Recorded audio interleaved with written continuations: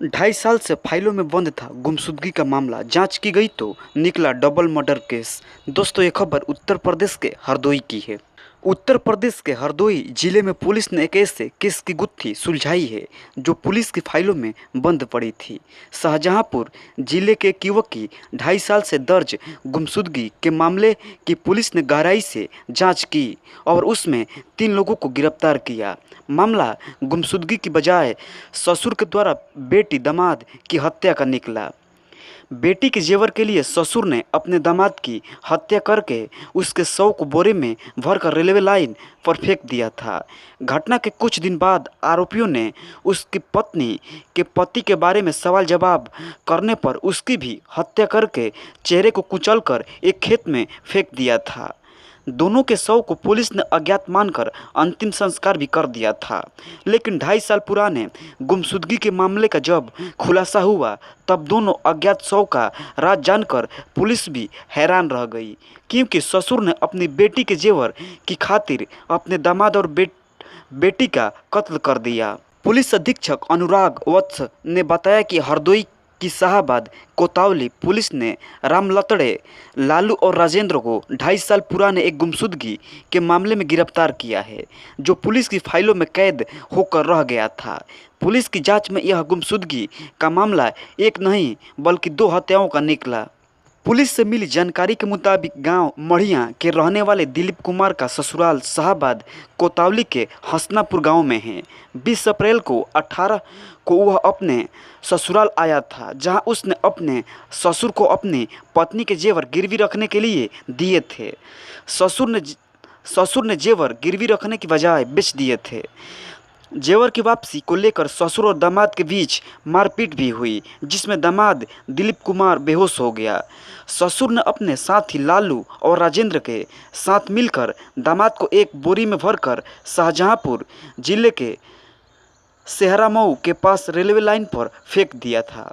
Train से कटने के बाद बरामद शव को पुलिस ने अज्ञात मानकर अंतिम संस्कार भी कर दिया था। पति के वापस न लौटने पर लगभग 15 दिन बाद उसकी पत्नी सोनी ने अपने पिता रामलतड़े से अपने पति को लेकर पूछताछ की। दामाद की हत्या का भेद न खुल जाए, इसके लिए रामलतड़े ने अपने दोस्तों के साथ मिलकर अपनी ही बेटी का कत्ल कर दिया। पहचान न हो जाए, इसके लिए उसका चेहरा बुरी तरीके से कुचलकर उसके शव को भी जंगल में फेंक दिया। जंगल में पुलिस ने बरामद शव को अज्ञात मानकर भी अंतिम संस्कार कर दिया था। पत्नी ने सुपारी किलर से कराई पति की हत्या, गुमराह करने के लिए सुनाई झूठी कहानी। दिल्ली पुलिस ने एक महिला को अपने पति की सुपारी देकर हत्या करवाने के आरोप में गिरफ्तार किया है। महिला ने 1.5 लाख रुपए की सुपारी देकर पति की हत्या करवाई थी। पुलिस ने मामले का खुलासा करते हुए बताया कि हत्यारे ने सिर पर हथौड़ा मारकर वारदात को अंजाम दिया था। पुलिस को गुमराह करने के लिए महिला ने लूट की झूठी कहानी सुनाई, लेकिन जांच के दौरान पता चला है कि हत्या के मृतक की पत्नी का हाथ है।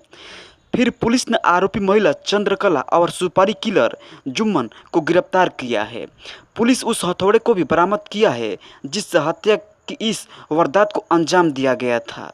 18 मई को रनहौला इलाके में दिल्ली पुलिस के कंट्रोल रूम में एक पीसीआर कॉल आई थी। यहां एक शख्स की यहां पर हत्या कर दी गई है। मौके पर पहुंची पुलिस ने देखा कि कमरे के अंदर बिस्तर पर एक शख्स की खून से लथपथ लाश पड़ी है।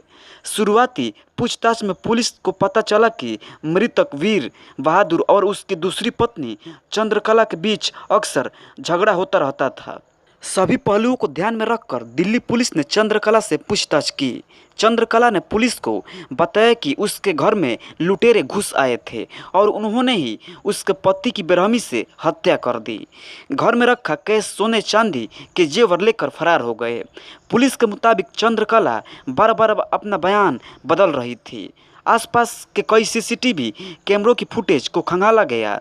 एक सीसीटीवी में पुलिस को इलाके का एक शातिर बदमाश जुम्मन नजर आया। फिर पुलिस ने चंद्रकला के मोबाइल की डिटेल्स खंगाला, जिससे साफ हुआ कि चंद्रकला और बदमाश जुम्मन के बीच पिछले कुछ हफ्तों से कई बार बात हुई है।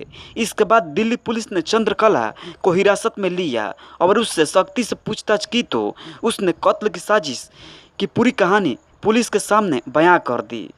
चंद्रकला ने पुलिस को बताया कि वो पहले वीर बहादुर के कपड़े की दुकान में सेल्स गर्ल के तौर पर काम करती थी, लेकिन वीर बहादुर अक्सर उसे परेशान करता रहता था। नौकरी जाने के डर से उसने वीर बहादुर की किसी भी हरकत का विरोध नहीं किया, यह जानते हुए भी कि वीर बहादुर पहले से ही शादीशुदा है। फिर भी उससे शादी की और 2 बच्चे भी हुए। पुलिस के मुताबिक चंद्रकला ने उन्हें बताया कि वीर बहादुर ज़्यादा वक्त अपनी पहली पत्नी को देता था। इस बीच चंद्रकला को पता चला कि वीर बहादुर के कुछ और महिलाओं से भी रिश्ते हैं। तभी चंद्रकला अपनी छोटी बहन के घर चली गई। पुलिस के मुताबिक चंद्रकला की बहन पर भी वीर बहादुर की बुरी नज़र थी। वीर बहादुर की दुकान को चंद्रकला चलाया करती थी। वहाँ एक महिला से उसकी मुलाकात हुई। एक दिन उस महिला ने चंद्रकला से कहा कि उसकी परेशानी उसका भाई जुम्मन हल कर सकता है। वह बदमाश है और अभी जेल से छूटकर बाहर आया है। इस बीच बीमारी की वजह से महिला की मौत हो गई, लेकिन चंद्रकला और जुम्मन के बीच बातचीत शुरू हो गई। चंद्रकला और जुम्मन से बीच वीर बहादुर को रास्ते से हटाने के लिए 1.5 लाख रुपए में सौदा तय हुआ। 17 मई की रात जुम्मन महिला के घर हथौड़ा लेकर पहुंचा। चंद्रकला ने चुपचाप दरवाज़ा खोला। जुम्मन ने सोते हुए वीर बहादुर के सिर पर हथौड़े से ताबड़तोड़ वार किए और उसकी मौके पर ही मौत हो गई। हत्या की इस वारदात को लूट का रंग देने के लिए महिला ने जुम्मन को जाते समय 50,000 रुपये और ज्वेलरी भी दे दी। मामले से पर्दा उठने के बाद पुलिस ने चंद्रकला और बदमाश जुम्मन को गिरफ्तार किया है। पुलिस ने उसके पास से 50,000 कैश और हत्या में इस्तेमाल हथौड़ा भी बरामद किया है। पत्नी ने जुआ खेलने से किया माना, पति ने गोली मारकर कर दी हत्या। पुलिस के सामने बहाते रहे घड़ियाली आंसू। दोस्तों, ये खबर झारखंड के लोहरदंगा की है। झारखंड के लोहरदंगा में एक व्यक्ति ने अपनी पत्नी की गोली मारकर हत्या कर दी। पत्नी उससे जुआ खेलने से बार बार मना करती थी, जिसकी वजह से घर में आर्थिक तंगी आ गई थी। इस बात को लेकर दोनों के बीच झगड़े अक्सर होते रहते थे। वारदात के बाद आरोपी पुलिस को गुमराह करने को कोशिश करता रहा। जब पुलिस ने सख्ती से पूछताछ की तो उसने वारदात कबूल कर ली। यह वारदात सेनहा थाना क्षेत्र के चंदकोपा गांव में हुई है। पुलिस ने आरोपी पति को अरेस्ट कर लिया है। पुलिस के अनुसार आरोपी प्रमोद प्रसाद अपनी पत्नी उज्जवल प्रसाद को 3 गोलियां मारकर घर से फरार हो गया था। इसके बाद जब परिजन महिला को लेकर अस्पताल पहुंचे तो डॉक्टरों ने उसे मृत घोषित कर दिया। इसके बाद आरोपी भी अस्पताल पहुंच गया और आंसू बहाने लगा। हत्या किसने की और क्यों की, यह नहीं समझ पाने का नाटक करता रहा।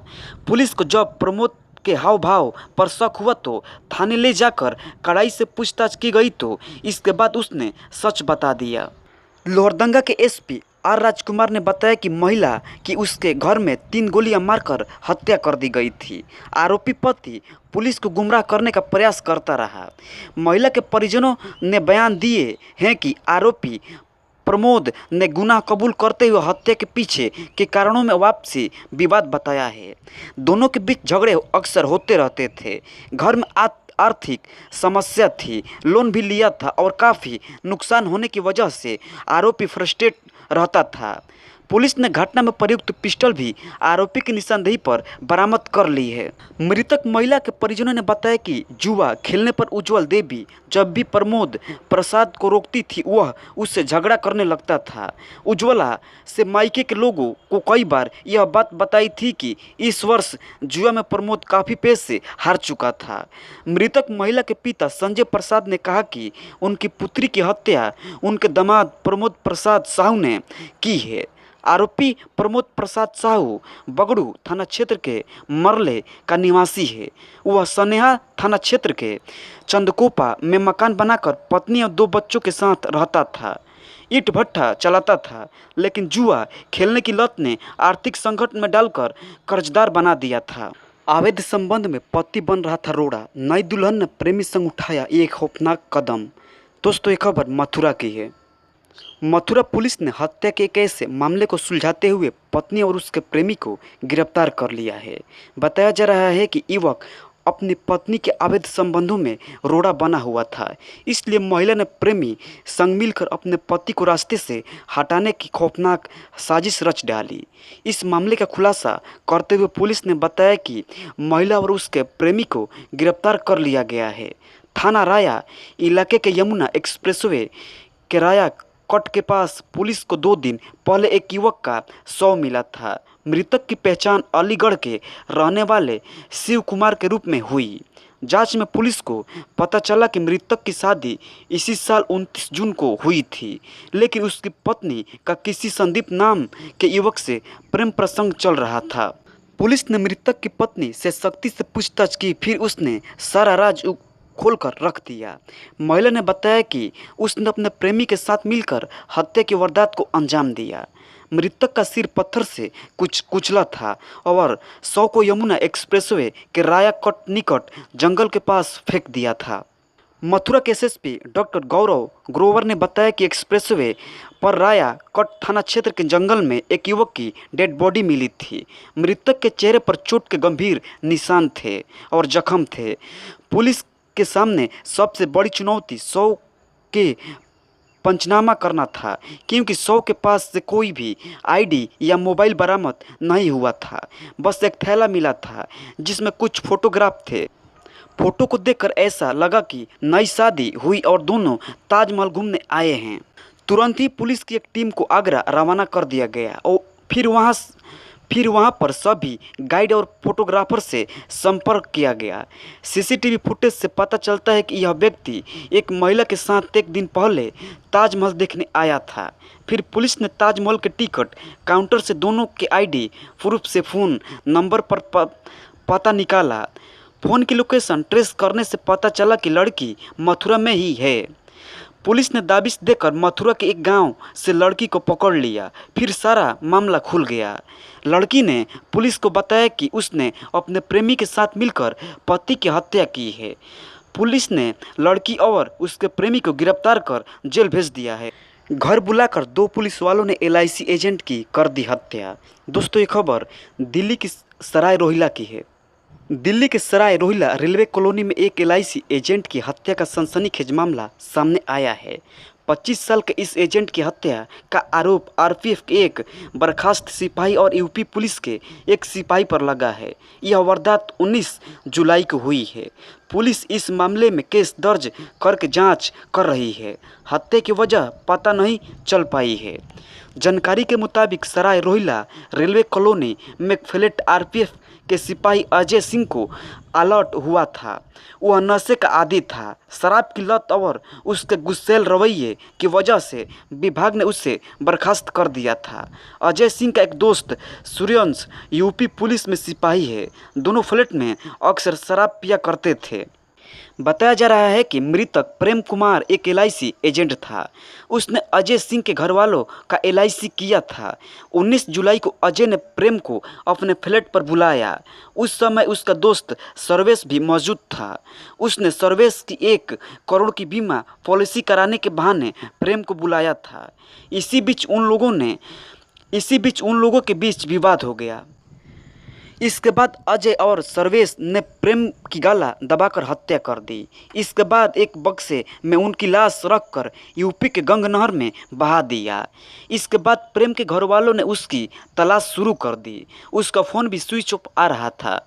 काफ़ी खोजबीन के बाद जब प्रेम नहीं मिला तो परिजनों ने सराय रोहिला थाने में उसकी गुमशुदगी की सूचना दी। इसी बीच परिजनों ने पुलिस को सूचना दी कि प्रेम अजय और सर्वेश के पास गया था। प्रेम की बहन ने सर्वेश को कॉल किया तो उसने बताया कि वह उसकी पॉलिसी करने आया था, लेकिन कुछ देर बाद वहां से चला गया। इसके बाद पुलिस ने अपना जाल बिछाया। अजय और सर्वेश के फ़ोन सर्विलांस पर लगा दिया। इतना करते ही पुलिस को क्लू मिल गया। पुलिस के मुताबिक अजय और सर्वेश के बीच हुई बातचीत के आधार पर इस मामले का खुलासा हो गया। अजय सिंह को गिरफ्तार कर लिया गया है। इसकी सूचना मिलते ही सर्वेश फरार हो गया। उसकी तलाश में पुलिस की टीम दाबिश दे रही है। अजय से पूछताछ के बाद पुलिस टीम के कई घंटे की मशक्कत के बाद प्रेम का शव गंगा नहर से बरामद कर लिया गया है। रिश्ते हुए तार तार, आंख लगते ही पत्नी और घर में सो रहे 3 बच्चों की तकिए से गला दबाकर पति ने की हत्या। ऐसे खुला राज। दोस्तों, ये खबर राजस्थान के अलवर की है। घर में सो रही पत्नी और 3 मासूम बच्चों की तकिए से गला दबाकर हत्या।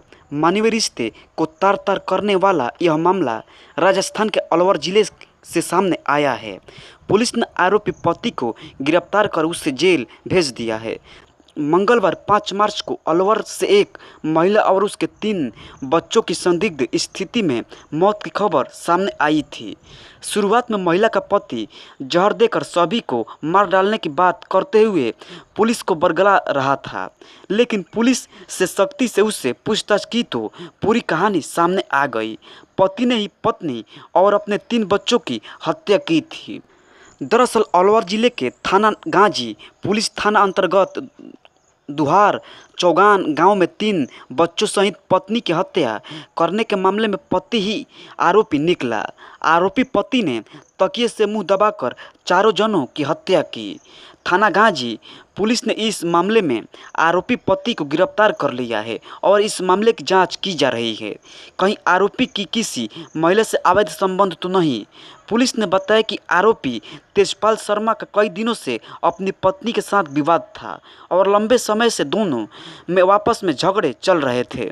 मंगलवार को सुबह 8 बजे थाना गांजी पुलिस को सूचना मिली थी कि थाना गांजी के दुहार चौगान में 3 बच्चों और एक महिला की हत्या कर दी गई है। वहां पर पुलिस पहुंची। पुलिस ने जाकर के गंभीरता से जांच की। उनके शरीर पर नीले रंग के निशान देखकर पुलिस ने पोस्टमार्टम के लिए थाना गांजी अस्पताल पहुंचाया। इस संबंध में मृतका मंजू के भाई सुरेंद्र ने अपने जीजा तेजपाल शर्मा के खिलाफ हत्या करने का मुकदमा दर्ज कराया था और यह भी संदेह व्यक्त किया था कि उनके बीच लगातार झगड़ा होता रहता था कि तेजपाल ने ही उसकी बहन की हत्या की है।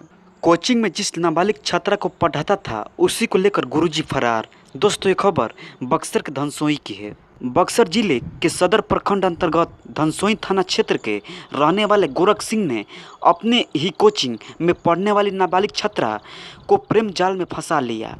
उसके बाद बीते मंगलवार को उसे लेकर फरार हो गया। काफ़ी देर बाद जब लड़की घर नहीं पहुंची तो परिजनों ने इसकी लिखित शिकायत थाने में दर्ज कराई, जिसके बाद छात्रा के साथ गुरुजी को भी पुलिस ने रेलवे स्टेशन से गिरफ्तार कर लिया। बताया जा रहा है कि 10वीं क्लास में पढ़ने वाली नाबालिग छात्रा को लेकर गुरुजी इससे पहले भी भाग चुके हैं। जब पहली बार भागे थे तो 3 दिनों के अंदर ग्रामीणों ने खोजबीन कर शिक्षक को समझा बुझाकर छोड़ दिया था, लेकिन दूसरी बार वो उसी छात्रा को लेकर फरार हो गए, जिसके बाद परिजनों ने धनसोई थाने में नाबालिग छात्रा को प्रेम जाल में फंसाकर फरार होने का प्राथमिक दर्ज कराई है, जिस पर त्वरित कार्रवाई करते हुए पुलिस ने दोनों को पकड़ लिया है। पुलिस के सामने पूछताछ के दौरान नाबालिग छात्रा ने बार बार शिक्षक के साथ रहने की इच्छा जाहिर करते हुए कहा कि वह अपने टीचर से प्रेम करती है और उसके प्रेम में कोई भी दीवार नहीं बन सकता है। आज नहीं तो कल जब वो जेल से छूटकर आएंगे तो वह बालिग हो जाएगी तो उनसे शादी करेगी, जिसे सुनकर परिजनों के साथ पुलिस वाले भी हैरान थे। उधर शिक्षक को कोर्ट में पेशी के बाद जेल भेज दिया गया। हमारा प्रेम काफ़ी दिनों से चल रहा है, कोई भी हमारे प्रेम में दीवार नहीं बन सकता। जब वो जेल से छूटकर आएंगे तो हम बालिग होने के बाद उन्हीं से शादी करेंगे। 19 नवंबर की थी तलाश। ऑस्ट्रेलियाई खिलाड़ी डेविड हेड को जयपुर पुलिस ने दिखाया मुजरिम। रोहित कोहली दिखे ऐसे, वायरल हुआ मीम। T20 वर्ल्ड कप 2024 में ऑस्ट्रेलियाई टीम का सफर थम गया है। 25 जून को जैसे ही बांग्लादेश को अफगानिस्तान ने मात दी, इसके साथ ही ऑस्ट्रेलिया की धाकड़ टीम वर्ल्ड कप से बाहर हो गई। इसी बीच जयपुर पुलिस ने ऑस्ट्रेलियाई क्रिकेटर पर ऐसा मीम अपने आधिकारिक ट्विटर अकाउंट से शेयर किया कि जिस पर बवाल मच गया है। दरअसल अतिथि देवो भव का पाठ पढ़ाने वाली जयपुर पुलिस के एक मीम की खूब चर्चा हो रही है। वर्ल्ड कप 2024 के भारत और ऑस्ट्रेलिया मैच को लेकर बनाए गए इस मीम में भारतीय क्रिकेटरों को जयपुर पुलिस की वर्दी में दर्शाया गया है। वहीं ऑस्ट्रेलिया क्रिकेटर डेविड हेड को एक मुजरिम की तरह पेश किया गया है। इस मीम को जयपुर पुलिस के ऑफिशियल ट्विटर हैंडल से ट्वीट किया गया है, जिसे देख लोग भड़क गए। फोटो में डेविड हेड को अपराधी बताते हुए लिखा गया है कि 19 नवंबर से तलाश रहे थे, अब जाकर पकड़ में आया है। असल में लोगों के भड़कने के पीछे की वजह जयपुर पुलिस के द्वारा एक दिन पूर्व की गई कार्रवाई है, जिसमें पुलिस ने विदेशी महिलाओं के साथ असभ्य वीडियो बनाकर सोशल मीडिया पर अपलोड करने पर एक युवक को गिरफ्तार कर लिया था। लेकिन अब लोग अंतर्राष्ट्रीय क्रिकेटर पर इस तरह के मीम को रिट्वीट करते हुए लिख रहे हैं कि जयपुर पुलिस का ये कैसा अतिथि देवो भव है। हालांकि विवाद बढ़ते देख इस ट्वीट को अब डिलीट कर दिया गया है। इससे पहले मीम के साथ ट्वीट में किसी दिन ये तमाशा मुस्कुराकर हम भी देखेंगे भी लिखा हुआ था। वहीं इस मीम को लेकर additional police commissioner Jaipur Kailash Bishnoi ने बताया है कि इस ट्वीट की उन्हें जानकारी नहीं है। सोशल मीडिया की एक अलग टीम है जो यह काम देखती है और क्यों लिखा गया है इसको लेकर पता करेंगे। ध्यान रहे, भारत ने ऑस्ट्रेलिया को T20 वर्ल्ड कप में 24 रन से हराकर 19 नवंबर 2023 को वनडे वर्ल्ड कप के फाइनल की हार का बदला ले लिया है। वहीं इस मैच में रोहित शर्मा ने भारत के लिए 92 रनों की कप्तानी पारी खेली, तो ट्रेविस हेड ने अपनी टीम से लिए सबसे ज़्यादा रन 76 रन बनाए। इसी पर जयपुर पुलिस ने एक मीम बनाया जिसमें भारतीय कप्तान रोहित शर्मा, तेज तर्रार गेंदबाज अर्शदीप सिंह, जसप्रीत बुमराह, ऋषभ पंत और विराट कोहली को जयपुर पुलिस की वर्दी में खड़ा किया है। वहीं कंगारू क्रिकेटर ट्रेविस हेड को मुजरिम की तरह नीचे बैठा दिया गया है। साथ ही उसमें 19 नवंबर से तलाश कर रहे, अब जाकर पकड़ में आया भी लिखा हुआ था। बहरहाल भारतीय T20 वर्ल्ड कप के सेमीफाइनल में पहुंच गई है, जहां उसका मुकाबला गुयाना के प्रोविडेंस स्टेडियम में 27 जून को रात 8 बजे से इंग्लैंड से होगा। फाइनल मुकाबला 29 जून को खेला जाना है।